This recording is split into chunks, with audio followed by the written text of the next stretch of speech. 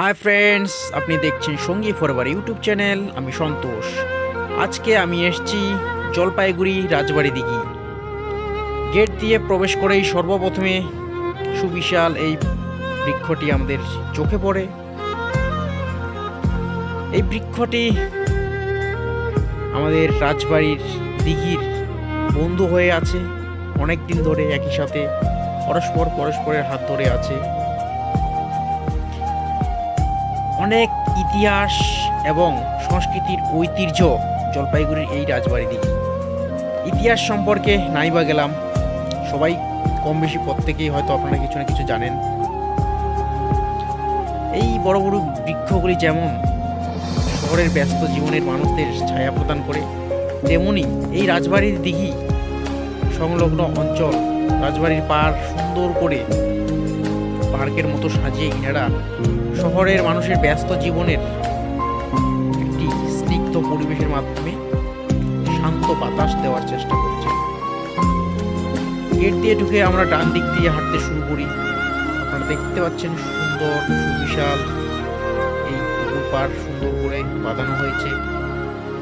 আর একটা কথা আমি আপনাদের বলতে ভুলে গেছি, এর জন্য ক্ষমা চাইছি। সবাইকে শুভ ইংরেজি নববর্ষের অনেক অনেক আন্তরিক প্রীতি ও শুভেচ্ছা এবং অভিনন্দন রইল। আশা করি সবাই ভালো আছে।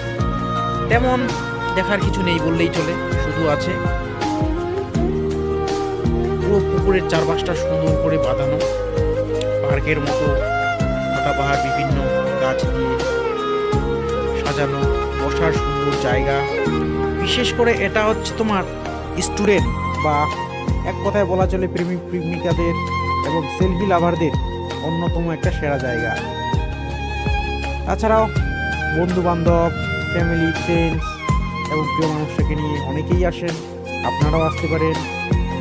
আপনি যদি আগে এসে থাকেন তাহলে নিচে কমেন্টস করে জানান কতদিন আগে এসছেন, কার সাথে আসছেন, এবং মজাদার কোনো ঘটনা থাকলে অবশ্যই শেয়ার করতে পারেন।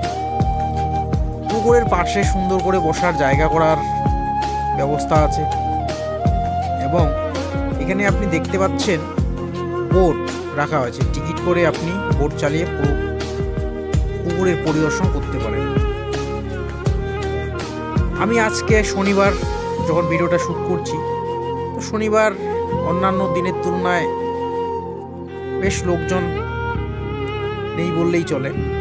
তবে বিশেষ করে রবিবার এবং বিশেষ দিনগুলিতে এখানে যথেষ্ট ভিড় হয়। আপনারা দেখতে পাচ্ছেন বসার কি সুন্দর জায়গা করে আছে।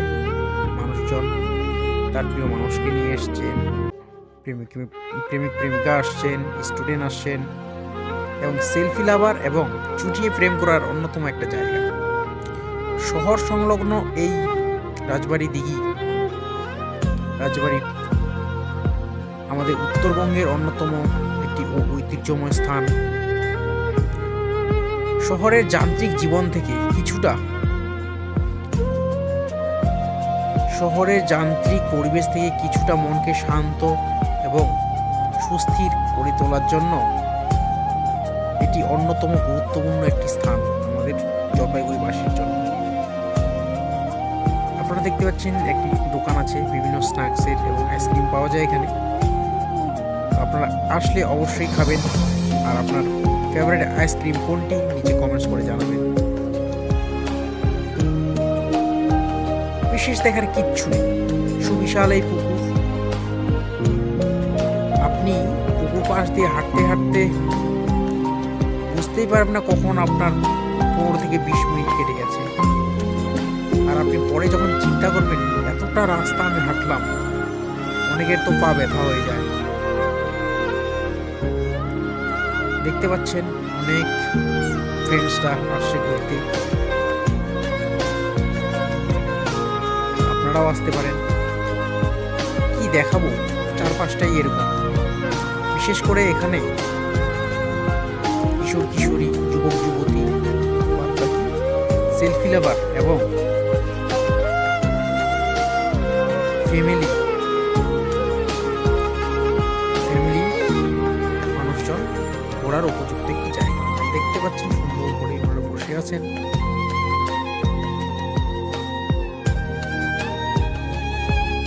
এক বৃন্তে দুটি কুসুম, তুমি আর আমি। কবিতাটা একটু অন্য হিসেবে বললাম, কিন্তু ইনার নয়। আমি ভিডিও করার সময় দেখলাম পুরো পাড় জুড়ে জোড়া জোড়া বসে আছে। তো এখান থেকে ভিউটা অনেকটা এরকম, চারপাশটা এরকম দেখাচ্ছে, বিরাট এই পুকুর। জানি না রাজামশাই কি কারণে এই পুকুরের ব্যবস্থা করেছেন, হয়তো রাজবাড়ির স্নানের জন্য মানুষজনের কিছু তো একটা কারণ অবশ্যই আছে। আপনাদের যদি ইতিহাসটা জানা থাকে নিচে কমেন্ট করে জানাতে ভুলবেন না। আর হ্যাঁ, যেটা বলছিলাম যে যাকেই দেখি সেই ঘরে জোড়া জোড়া, মাঝখান থেকে মনে হচ্ছে আমার কপালটাই পোড়া। আসলে এখনো পর্যন্ত সিঙ্গেল তো, তাই আর কি। সরি, আমি মজা করছিলাম। তো আপনারও বাড়ি যদি উত্তরবঙ্গ সংলগ্ন অঞ্চলে হয়, প্রিয় মানুষটাকে নিয়ে অবশ্যই আসুন, খুব এনজয় করুন। ওইখানে দেখতে পাচ্ছেন আমি যেই পাখিগুলো দেখালাম সেগুলো হচ্ছে পালিহাঁস। জানি না এর থেকে ভালো নাম কি আছে। তারপরে এখানে আবার আলাদা করে একটা ছোট্ট পার্কের ব্যবস্থা করা হয়েছে। কচি কাচ্চা বড়রা এখানে বিভিন্ন ধরনের এসে আছে তোমার উপভোগ করার জিনিসগুলি। দোলনা আছে, আরও বিভিন্ন রকম আছে। আপনারা আসলে অবশ্যই বুঝতে পারবেন, ভালো করে দেখতে পারবেন। দেখার মতো কিচ্ছু নেই বললেই চলে। জাস্ট পুকুরটা, পুকুরের চারপাশে সুন্দর করে পাতাবাহারের বিভিন্ন গাছ লাগানো, বসার সুব্যবস্থা করা আছে। এবং মোদ্দা কথা হচ্ছে এখানে মানুষ আসে শান্তির জন্য, শহর লাগোয়া হলেও স্নিগ্ধ পরিবেশে শান্তির জন্য। Thank you so much.